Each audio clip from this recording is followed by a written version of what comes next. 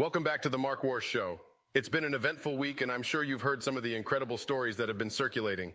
From meteors crashing into South Texas to Florida's Governor DeSantis' pro-police tour, to the staffing crisis of the Austin Police Department's 911 call center, and even the holiday that CNN anchor Don Lemon is taking. It's been an exciting week full of news and entertainment. So let's start with the meteor that crashed into South Texas and left us all asking, why did the Space Force not shoot this down? Then there was Florida's Governor DeSantis and his hilarious stunt of taking his pro-police tour to several cities led by Democrats. We can't forget the chaos caused by the street racers who took over a major intersection in downtown Austin, leaving us all wondering, were they chanting, "Let's go Brandon"? Finally, there's Don Lemon taking a holiday, leaving us all thinking tough to feel bad for him. On Wednesday, an approximately 1,000-pound meteor measuring 2 feet wide crashed into South Texas near McAllen. NASA has confirmed the event, which resulted in a sonic boom that was captured on camera. But the question remains, why did the Space Force not shoot this down? Meteors or shooting stars are objects that enter Earth's atmosphere and burn up due to friction with the air. Most meteors are small, around the size of a grain of sand, and burn up completely before they reach the ground. However, larger meteors, such as the one that crashed in South Texas, can survive the journey through the atmosphere and hit the ground with considerable force.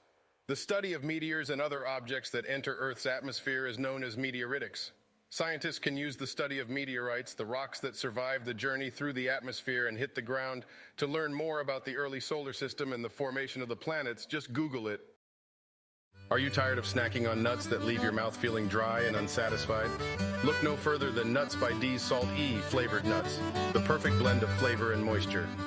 With Salt E, you'll never have to sacrifice taste for texture again. These nuts are the perfect snack for any occasion, whether you're binge watching your favorite show or out and about running errands.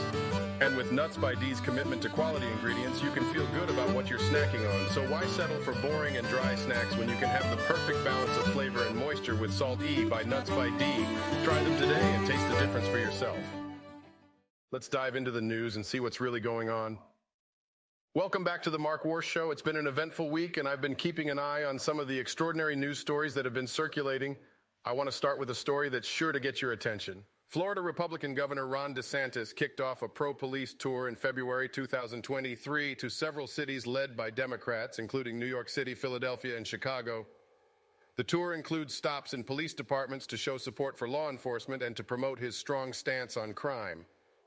The tour comes amid swirling rumors that he may run for president in the upcoming 2024 election, with some comparing him to former President Donald Trump for his conservative policies and no-nonsense approach to governance.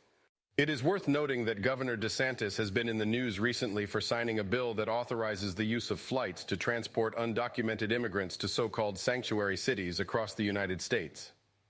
This bill has been criticized by many who argue that it is inhumane and violates the rights of immigrants, as well as those who believe that it undermines the authority of local governments. Some found the well-orchestrated hypocritical outrage he triggered hilarious. Welcome back to the Mark Warsh Show. It's been an eventful week, and I've been keeping an eye on some of the extraordinary news stories that have been circulating. I want to start with a story that's sure to get your attention and make you wonder, were they chanting, "Let's go Brandon"? According to recent news reports, Austin City Council members are questioning the staffing levels of the Austin Police Department's 911 call center. The concerns arose after street racers took over a major intersection in downtown Austin, causing chaos and injuring a police officer. Witnesses reported that street racers were drifting in the middle of the street and setting off fireworks. Some city leaders believe the incident highlights ongoing problems at the 911 call center and the police department's vacancies. In 2020, Austin was one of at least 20 major U.S. cities to reduce funding for police departments in response to protests against police brutality. It remains to be seen how the city will address the current staffing crisis and whether more funding will be allocated to the police department to address the issue. Let's dive into the news and see what's really going on. Welcome back to the Mark Warsh Show. It's been an eventful week, and I've been keeping an eye on some of the extraordinary news stories that have been circulating. I want to start with a story that's sure to get your attention and make you think, tough to feel bad for him. CNN anchor Don Lemon has announced that he will be taking a holiday and will not return to air before Tuesday, February 21st, 2023, according to a CNN insider. The decision comes after Lemon faced backlash for comments he made about former UN ambassador and Republican presidential candidate Nikki Haley during a discussion with co-host Poppy Harlow on Thursday, February 16, 2023. The 56-year-old Lemon apologized for suggesting that Haley is not in her prime and acknowledged that his comments were wrong. The insider also mentioned that Lemon's return to the show depends on where his head is at. Well, that's all from the Mark Warsh Show for today.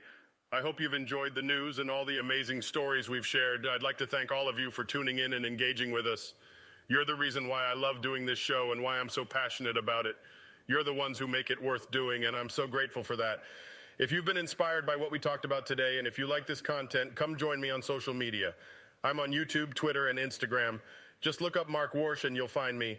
Until next time, stay safe and stay informed.